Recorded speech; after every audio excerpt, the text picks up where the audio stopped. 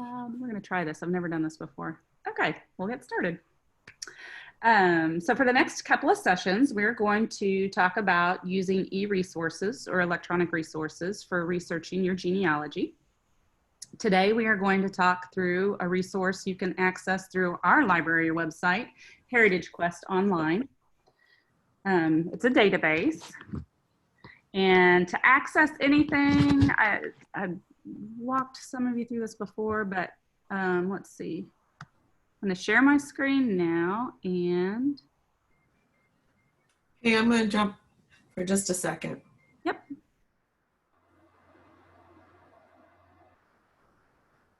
Okay, can you guys see that? Yes. Okay. So the best way to enter our website, of course, to have full access to absolutely everything is to go into My FPL here on this dark blue ribbon.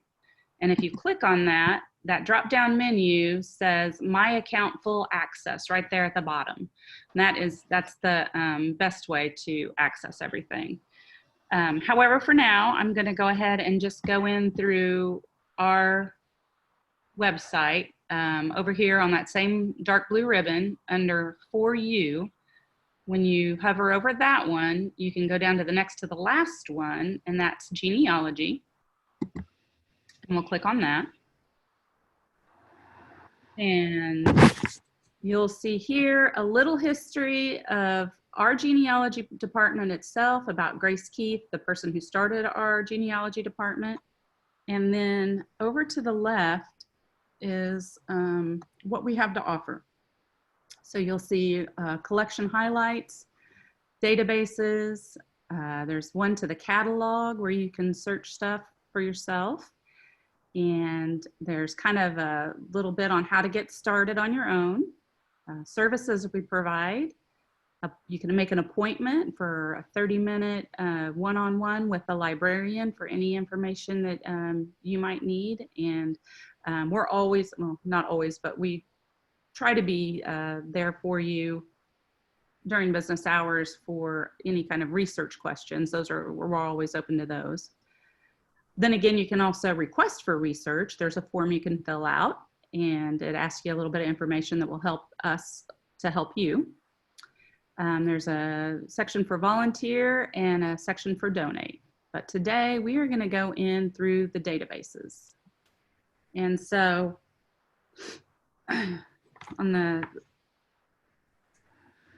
you'll be brought to this page. You can see here your options for databases about genealogies that we have. We have the African American Heritage, which is brought to you by ProQuest. We also have the Ancestry, of course, which is a library edition, and you can access that when you're actually in the library. You can't access that from home, but you can access the next one, Heritage Quest, from home, the one we're going to talk about today. The obituary records, this is a database started by and for Fayetteville Public Library. We add to this daily in one way or another, reporting all of the deaths in Washington County, found mostly in our newspapers, and now online. These should tell you where you can find a full obituary about the person listed in this database. And you would just pull that up and fill in. Usually it's easiest to fill in just the surname or the last name, and then sift through the people that way. So there's that one. We have the Washington County Land, Marriage, and School Records. This one will take you to the Washington County website, where you can also access things like the 1888 topographical map of Washington County and the Encyclopedia of Arkansas History, hosted by Central Arkansas Library System, or CALS, and much more. And those are, this is their website, and then it will take you to court records, land records, school records. And then down here at the bottom is the topographical map I was talking about. And then a way into the Encyclopedia of Arkansas History, which you could be lost in forever. It's awesome. It's a lot of really good information. Now,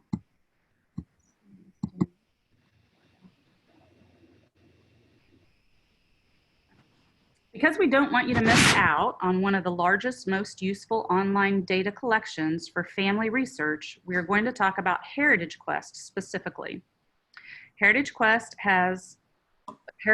Online has U.S. censuses from 1790 to 1940, more than 26,000 family and local history books, city directories, Revolutionary War pension files, the Periodical Source Index, or PERSI, to 2.1 million plus articles in genealogy and history periodicals, the Freedmans bank records of former slaves, petitions to Congress back to 1789, maps, photos, and more. This is kind of confusing, but Heritage Quest is a ProQuest product as of 2001, and it ran as an institutional subscription, meaning that you can access it through the library that pays for the service. ProQuest is a Michigan-based global information, content, and technology company founded in 1938. In March 2015, it had a new interface powered by Ancestry, and I am still not totally sure if they own it or if they are in a partnership, but it looks more like a partnership so far. But so this gives Ancestry a lot of access to everything ProQuest has, and then ProQuest everything access to what Ancestry has. So it's a good marriage. Genealogy is not just the research of lineage, but also the discovery of where your family originated or lived, possibly where they worked even. Heritage Quest is a collection of American genealogical sources with information on some 60 countries, but its focus is on North American family history. Ancestry Library Edition is more worldwide genealogy. The biggest difference between Heritage Quest and Ancestry is the remote access for Heritage Quest versus the in-library access for Ancestry, that and the number of resources they have. So upon clicking on Heritage Quest, you will be directed to type in your library barcode number to enter.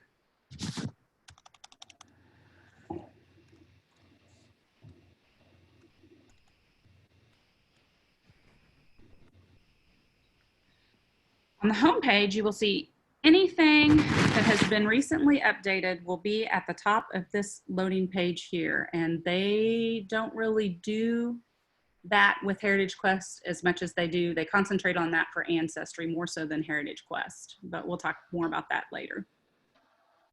So if they add anything, it's going to be right up here under Welcome to Heritage Quest Online at Home.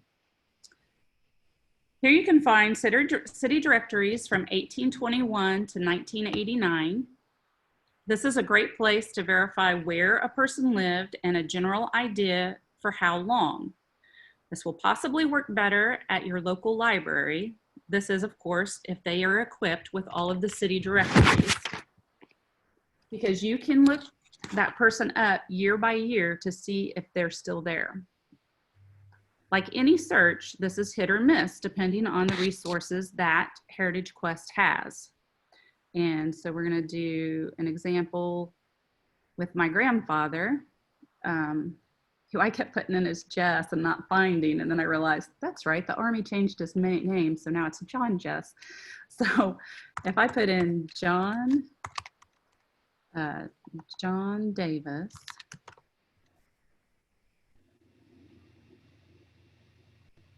I'm just going to put that much for right now. Oh no, I'm going to put Independence, Jackson County, Missouri, USA. So when I put that in, it will show me these results. And his wife is Retha A. Davis. So about the 8th one down, this is my record here. And so it's John J. Davis.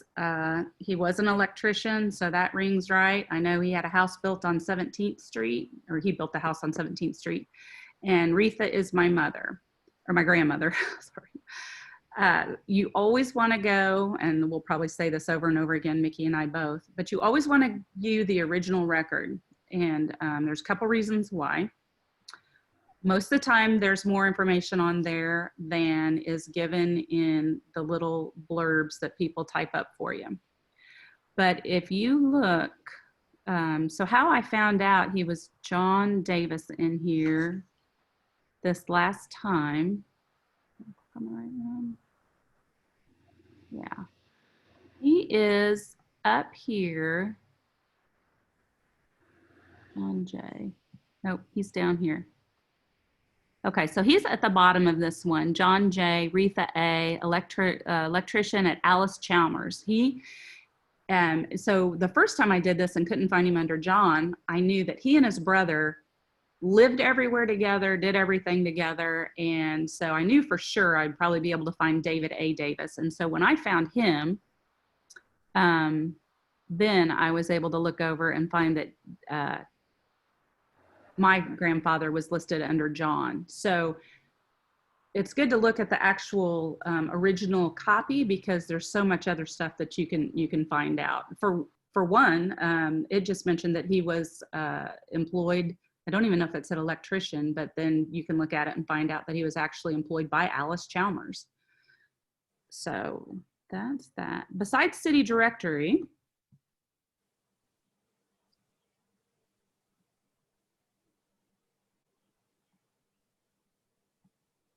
eventually, you have a census map guide, and this can help you with changing boundary lines. So counties didn't always remain the same. They changed over the years. So that will help you with those, the census map guide. And then we have the U.S. Indian Census Rolls from 1885 to 1940. That's this one here. And at the bottom of each of the census records, you will see that it will tell you what each of the censuses asked, because it changed throughout the years. And so what information you should be able to get from them. And sometimes a little interesting fact or some information about the census itself.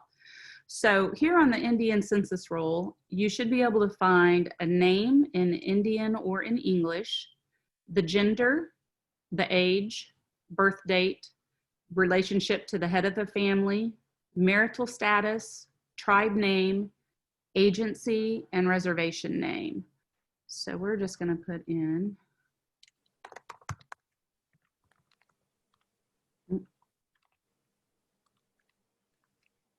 I'm just going to put in going snake. Oh wait, that should be a last name. Sorry. Oh, still came up anyway.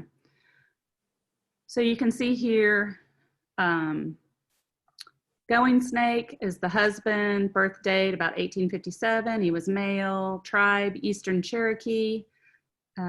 So there are some of the ones that were moved over to the Oklahoma area, and original state, North Carolina. So a lot of information there. Again, always go to the original record. These are pretty sparse, but still cool to look at. And you can look down and you can see that even though James was a widower, there was a Minnie, and there was a daughter, Louise. Oh wait, those are Goforths, but more Going Snakes down below. A little information about that. Let's see.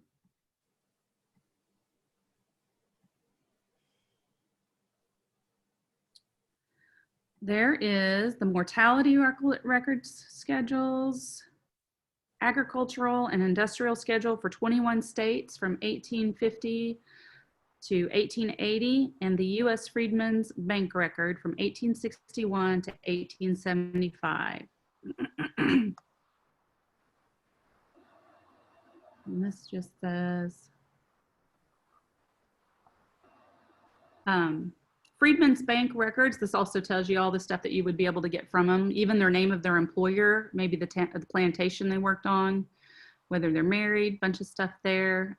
Freedman's bank records is a great source of genealogists researching for African American heritage because of the amount of personal information recorded for each individual in it.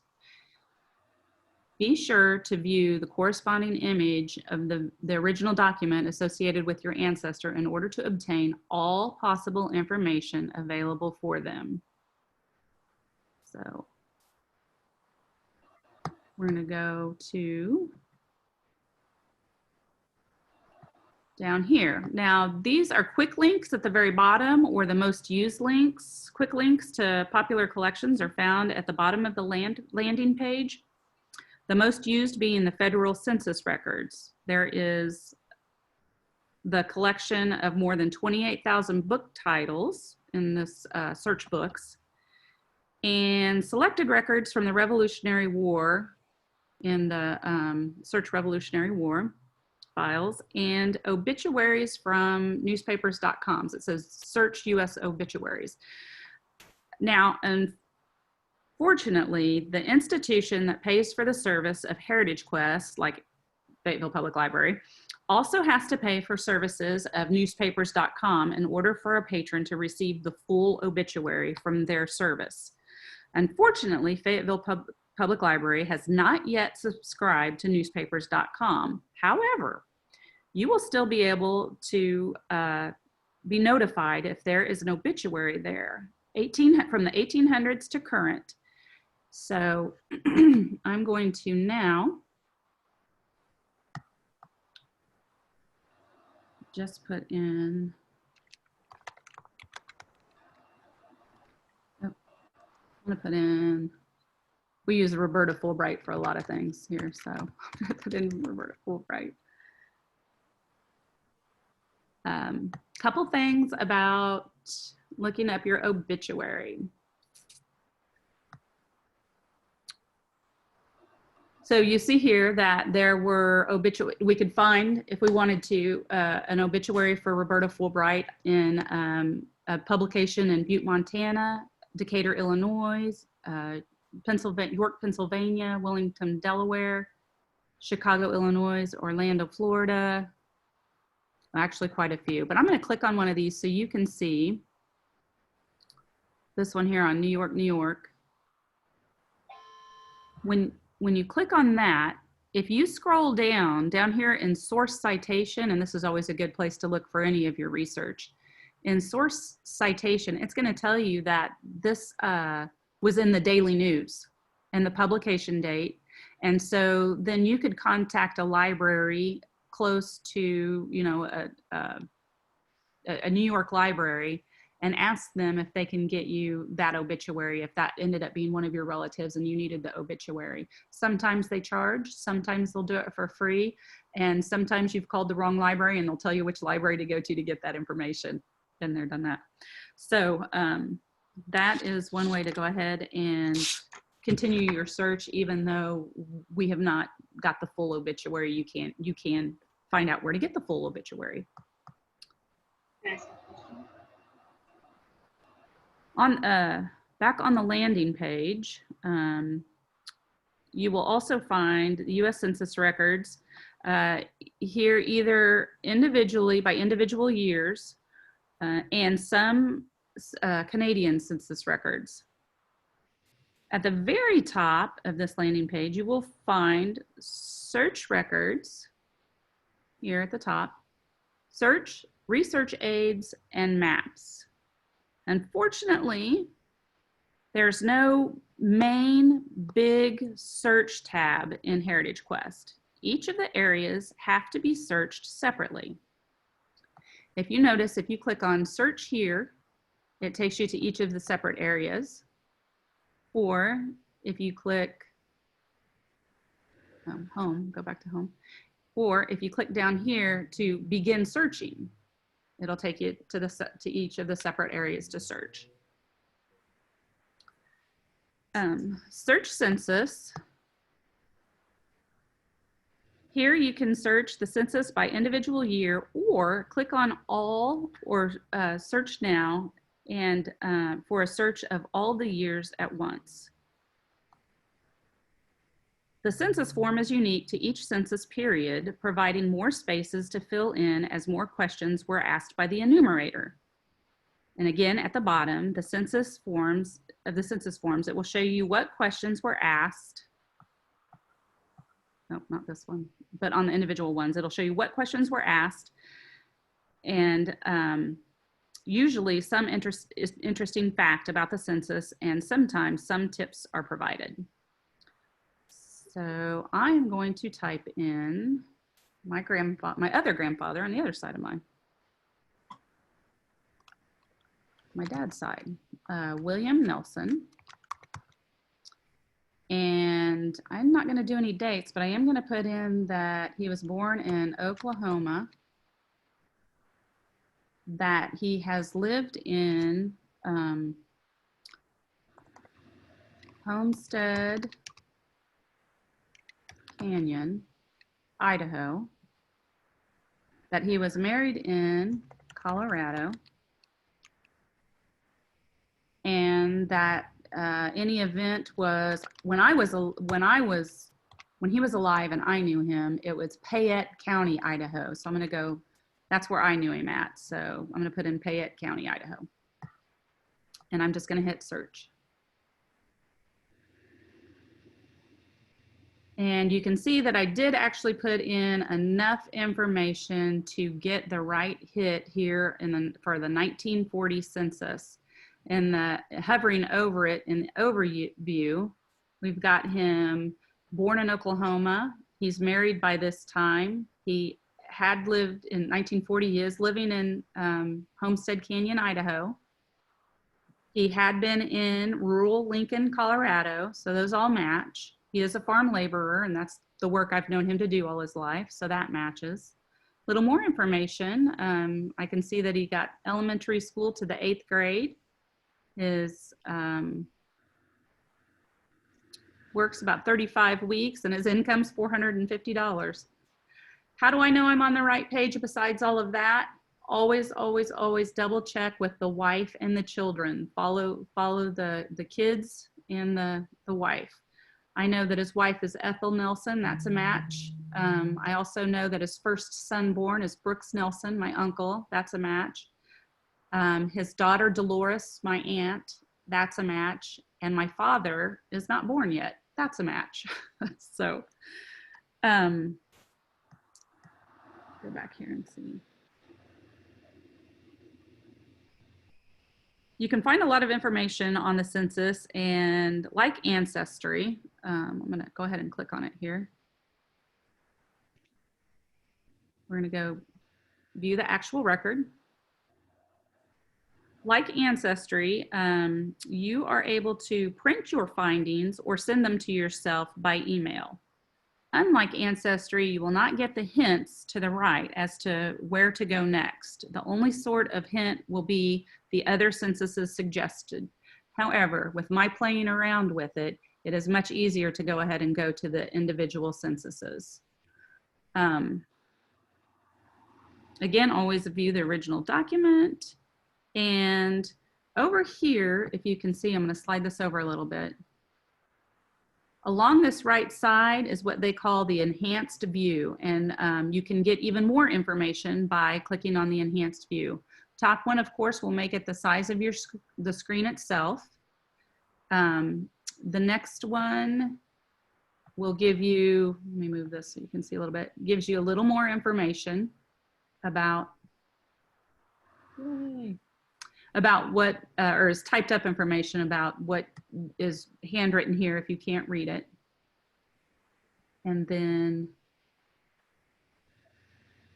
the next one down is where you can manipulate it so you can get the best view as possible or print it. And then you can also, at the very bottom, sorry, eek.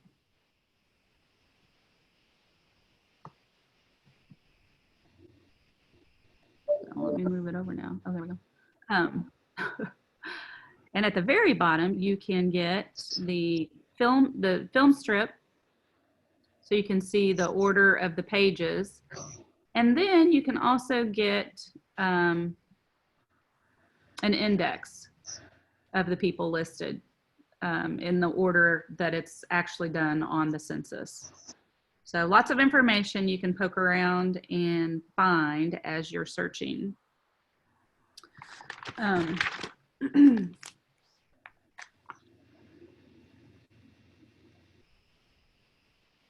The importance of the, oh, and the other thing you want to get, because I'm going to show this later, up here, something else that will help you is the ED number. And I'm thinking that's enumerator or numerator something number. I haven't had a chance to look that up, but this 1432, we're going to hold on to that too, because that's going to come up later on.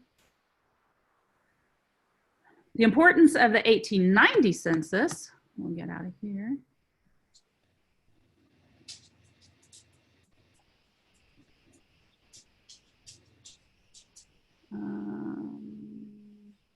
Hope this takes me back to where I want to go.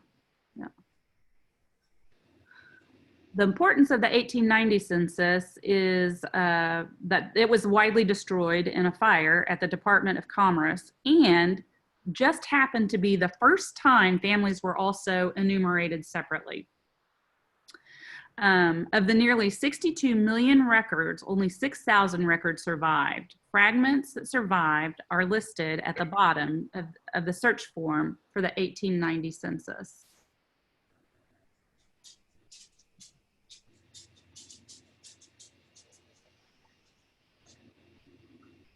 And they'll give you here, and it looks like, yeah, Alabama, Georgia, Illinois, Minnesota. You can read through the ones that you can find there. Not very many, and just some, looks like some townships even at that, not even the full states. So if your person happens to be in one of those, you are a very lucky person. Let's go back.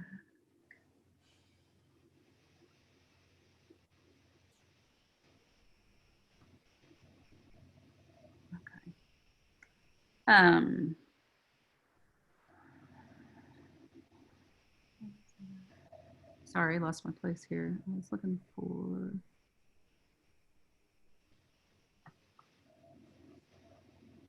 And feel free to ask any questions if you need, if you want.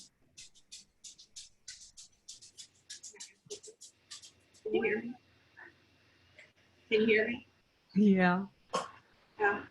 What does Heritage Quest offer that Ancestry does not? If I already have a subscription to Ancestry, would I ever need Heritage Quest?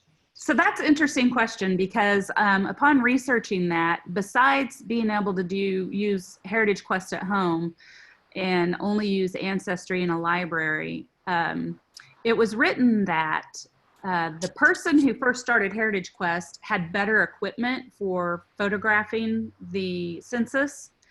And I've heard where researchers, what they do is if they can't really read something in Ancestry, they'll go to Heritage Quest to get a better copy of it.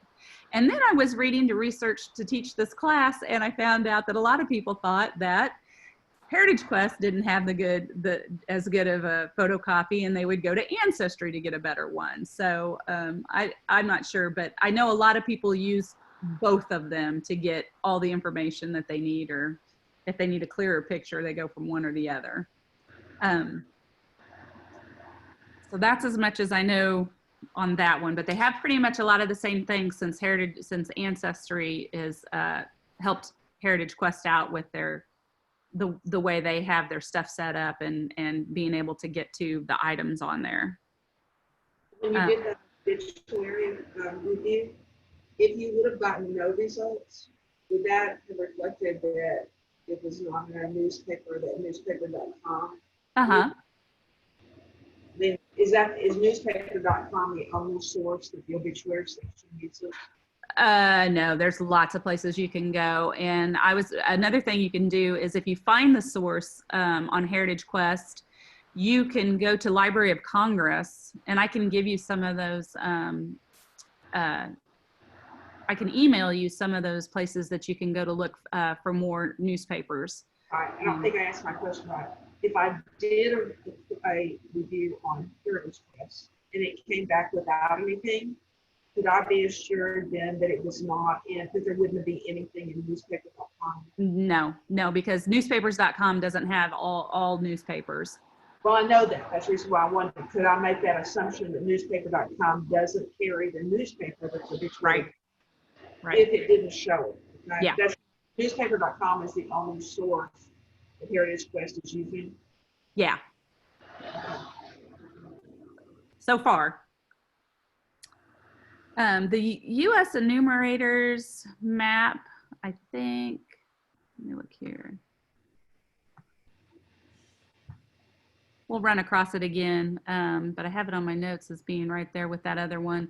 But it's, it gives you a bird's eye view of the, oh yeah, it's down here. The bird's eye view of your ancestors' neighborhood in these maps in the 1940s. And so that was that number that I was telling you that we were gonna need. So let me find that. So again, with my grandfather, I'm gonna go with Canyon. Oh, Homestead Canyon. Homestead Canyon, Idaho. And then enumerator district, that's what it is, ED, enumerator district.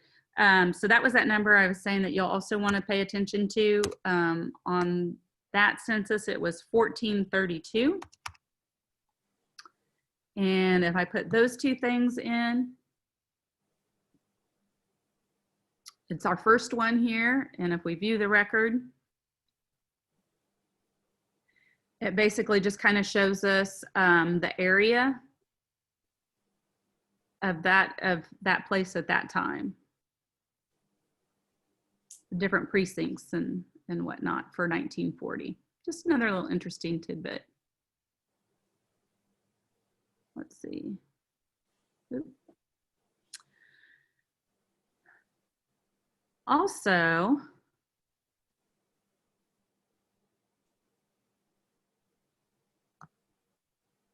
we've got down here, the non-population schedules are available for 1850 through 1880. That one is down here at the very bottom. And these include agricultural and industrial manufacturers, social statistics, and supplemental schedules for 21 states. The social statistics, those are down here.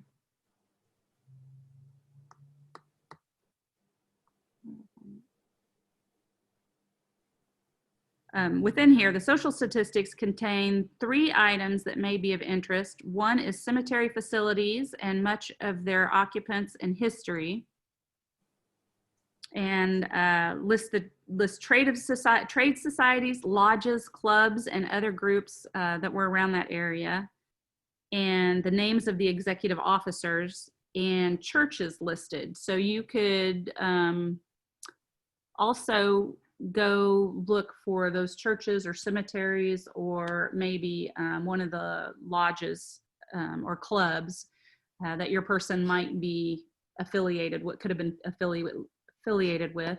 These are just some extra places you can dig around and see if your ancestor pops up.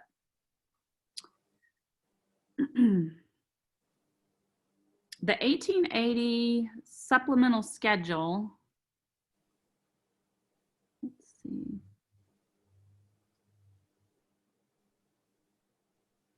Is called dependent, defective, and delinquent classes. Oh yeah, that one right there.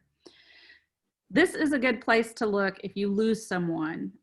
You can maybe find them in jail or being institutionalized. If they aren't showing up on the census all of a sudden, that's another really good place to search.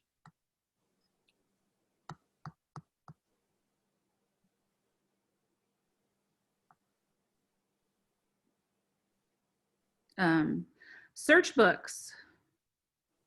So books are an excellent place to find location histories, stories, and references to historical figures and relatives.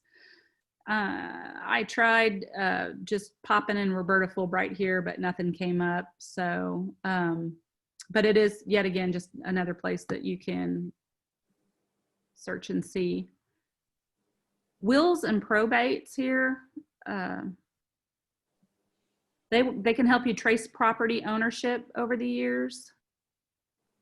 And now my computer's going to be really slow.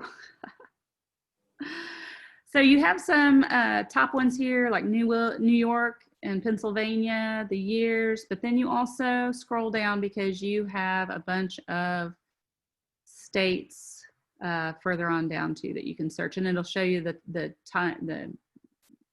span of years that they have that for here that you can search for. Also have military records. Contain U.S. records of Confederate prisoners of war from 1861 to 1865. These can show you, oh, this is something else. Immigration records here.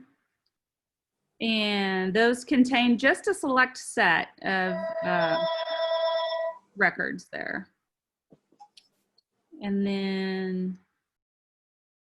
public records here. Public records with people under the age of 18 are not listed in these. You may find a person's address, telephone number, birth date, or year, birth year, or an age for your person. Those are the things that you can find in public records. In the Social Security death tax, these can give you first and last name, a Social Security number, the state it was issued in, a birth date, a death date, and their last residence possibly, and also possibly a lump sum payment can be listed in those. In the Revolutionary War pensions, these can show you, these can possibly give you the state where the application was filed, the applicant's name, the pension year, the application year, and the soldier's name, rank, their unit, the time of service, and maybe even a birth date, and the time of application. The U.S. serial set here that you can access, it's from 1789 to 1969, and you can search for information about people and places in the memorials, petitions, and private relief actions of the U.S. Congress. So this is basically 480,000 pages that can tell you stuff like streets that have been renamed, postal routes, all kinds of really intricate research about where your person lived, or maybe even possibly find a name if you dug around in there too.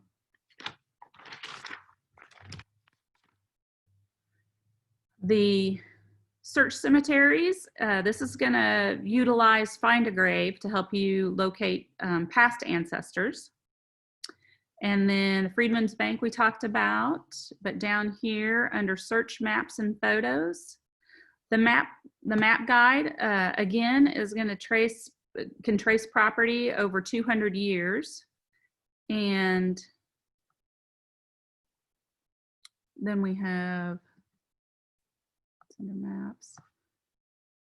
U.S. indexed county land ownership maps, U.S. enumeration district maps. Again, that shows you the changing of the county lines. Library of Congress photo collection, and U.S. index to early land ownership and township plats. This again has search records in other locations. It has a few places you can search that are not the United States or North America.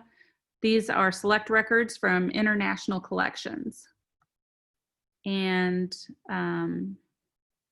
Heritage Quest is not dynamically updated, but we are assured that the 1950 census, which will come out here in 2022, the 1950 census will be added.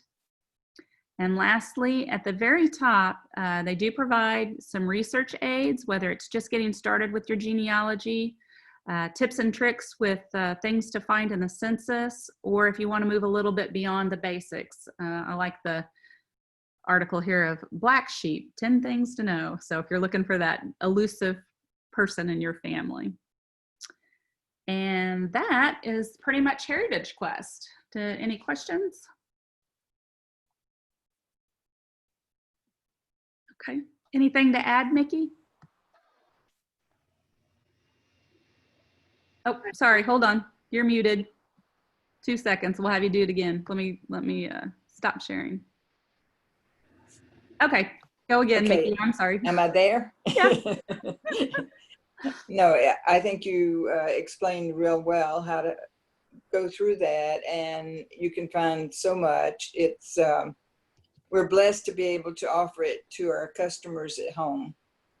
So just takes a lot of searching, but you can find it. Little time and patience. Absolutely. If you have any questions, you can also write to me or Amy and directly, and we'll be happy to help you with it. I'm going to put a couple of those, places you can write here in the chat.